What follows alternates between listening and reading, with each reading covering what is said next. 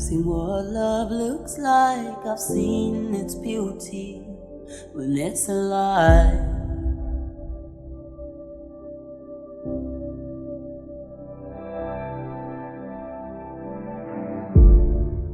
So I had that wooden model of the bridge that I brought in, set up, took a very small little figurine just to have something to the right scale, put them all together on a flat surface that was about the place where I wanted the ground plane, because remember, it's winter, the river's frozen up, and the sun was just where I wanted it, casting big, long shadows. Because this is the moment where he's chased after the UFO and realized it's not coming back, and that the creation he's just made is gone. It took that, but it didn't want him. So it's a sad moment, melancholy, the lowest low for our hero. So I would actually sit down, set up a photograph like this, and work on top of that, literally project this, or in Photoshop's case, do a tracing straight on top of this model.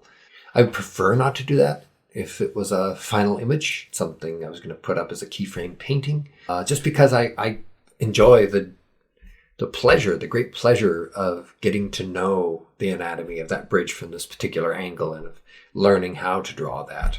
But again, I wanted to demonstrate different styles for this. This is a very quick keyframe to throw in there and just show you him going down to the river again and to somehow make everything feel hopeless. Big part of the way to do that is to use your eye line, raise up, look down at him, diminish him in this epic, empty world that he is now once again forced to live in without any companionship whatsoever, except for all of the characters in his head. And really make this the lowest low. It's also a good chance to show off the winter side of things. We've heard it was winter before, but we didn't actually really see the impact of that. And some winters can be pretty brittle. So here we are with the big ice flows going right across the river. I can now spend my time putting snow over everything here because it will transform this landscape. Missing some architecture there that the model didn't have. There's no railings. It would actually be raised up higher than that, I think, from the river. So when I do this properly as a final drawing, I would raise that bridge up and have a little more space between that and the river. But for now, for this keyframe, it will do. And again, with something as simple as the texture of decay on the bridge, you can indicate the passage of time. You can indicate that it's been a while since anybody has painted that and maintained this bridge. And that gives you that sense of history and visual storytelling that takes up no more space than the actual main story itself. But it's there, your brain will take it in, it'll register it, it'll just instantly understand what's happened without you having to explain anything. This bridge was an incredible structure when it was there, up until a few years ago. Like I say, the front head of it was like some sort of tired old horse forever trudging across that river or waiting silently on the banks of the river for someone to come and lead it out to pasture, which never happened. And that's a great visual echo, a nice visual metaphor for Pig's loneliness and isolation. It's the far side that he will come down that bank, that big sloping bank. So I imagine it's a little bit like the LA River, where it's all been concreted up down to the waterfront, except down there might still be a little fragment of a beach that it's where he takes off his clothes and gets naked into this freezing cold water. Once again, I'm using a very limited range of tones so that I can focus on the big shapes, almost the abstract image.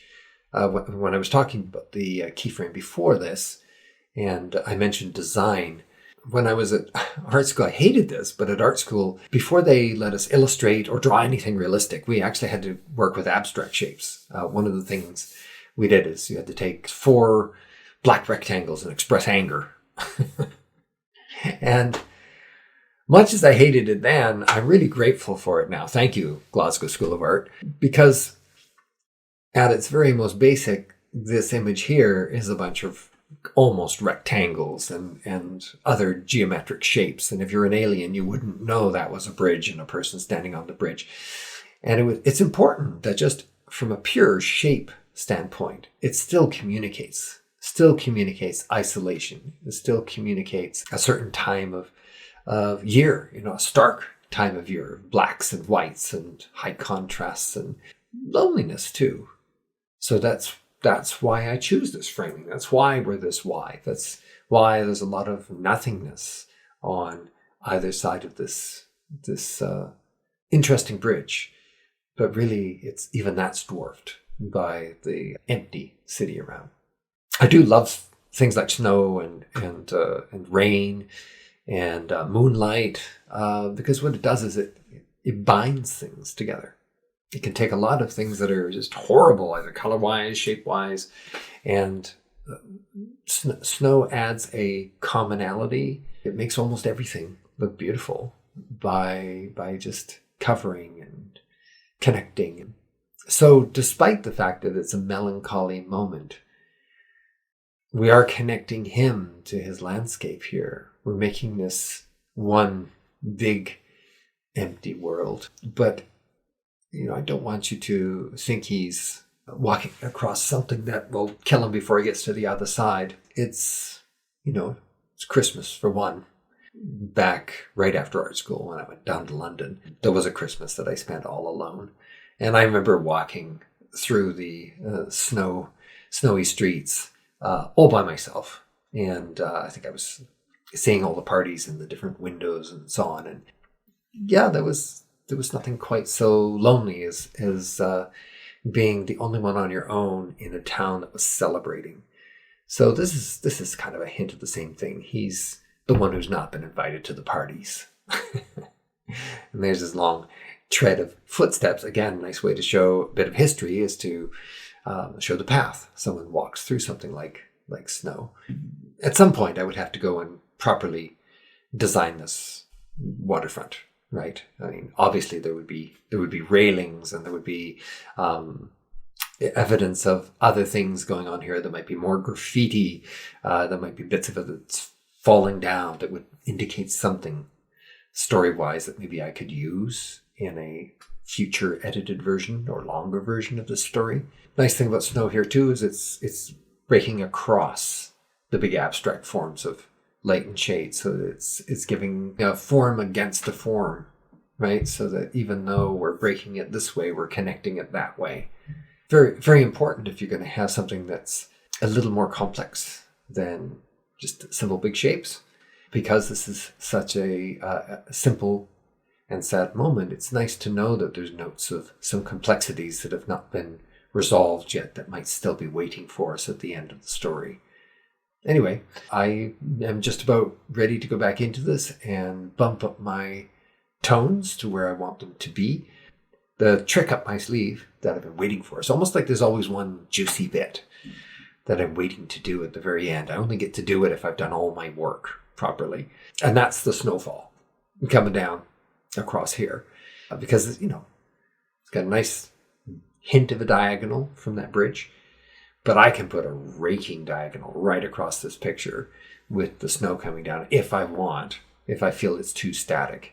I love the fact that uprights and horizontals are there to make it feel like it's going to exist forever, or to suggest serenity, or suggest immortality. But diagonals suggest action and just dynamism. And you could play those against each other. Right, you could have a very passive scene, very slow and gentle, but with a driving diagonal going across it, you can make the viewer very excited without even knowing why. And it's just that those big diagonals give us that sense of motion, sense of something about to happen.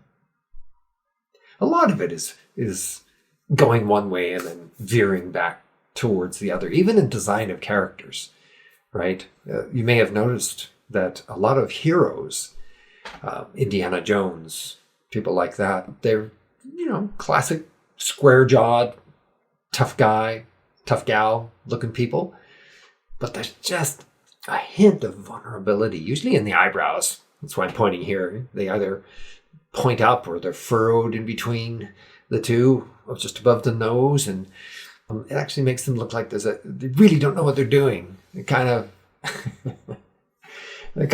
as much out of their depth as you would be in that same situation, and yet there they go, and they try to save the world anyway. So that's part of the same thing that's happening here in this design. I'm throwing something one way with this very stark, very cold, very minimalistic world, and then coming back in with this snow, which is so organic, and look, it's practically artwork down on the, sculptural artwork down on the cement underneath the bridge there. And it just makes it yummy, really, as opposed to lonely. And I can play how much of that I want there versus keeping the starkness.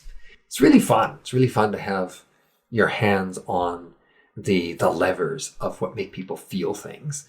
And then, to mix my metaphors is, like a chef having these great ingredients and being able to throw a bit more spice in here and neutralize it a bit over there. Or having controls where you can dial up the emptiness versus the organic Dickensian decaying world that actually is an interest and excites your eye as opposed to makes your eye feel like falling asleep.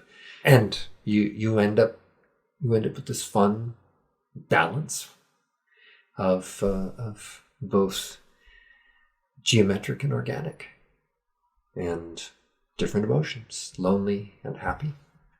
I love figuring things out this way first before I go into design, because that way I know that when I do the final designs, I know how they fit into the story, and I know what the parameters have to be.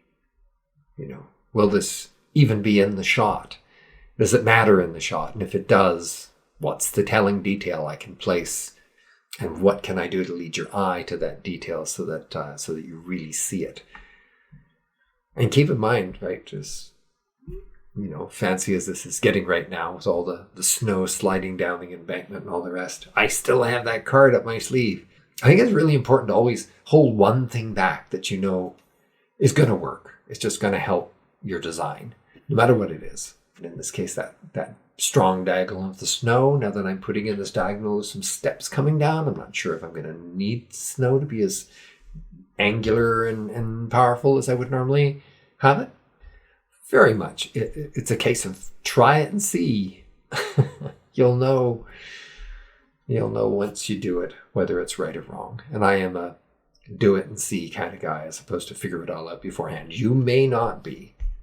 And if you're not, bless you and go for it. Whatever you do, make sure it's true to you. That's the source of your creativity. And the way to find that is just to do. Keep always either a sketchbook or just a big pad of paper. And as a warm-up for yourself, throw things down there. Doesn't matter what they are. Just throw things down on that page and see what you gravitate towards. See what kind of things you're comfortable putting on that page that help you to see the big picture and feel creative. So there, I took off all the layers back to the abstract, and now finally I'm throwing that snow in. And have a look. They're all coming in on that diagonal, right? This is going from the top left down to the bottom right. And without me having to say anything, it's adding just a little bit of a wind, a little bit of a motion to a very static scene. Letting you know that Peg is part of the world that doesn't change, but the world is changing around him. Just look at that snow. Yeah, I think we'll call that one finished. Again, go back and bump the tones up to where I want them to be. Usually do that in levels. I love it because you can play with your lights and your darks until you get exactly what you want. And really what I'm looking for is the right feeling to this. And then I put on my blue tone to lock that in, slightly melancholy feeling. And we are done.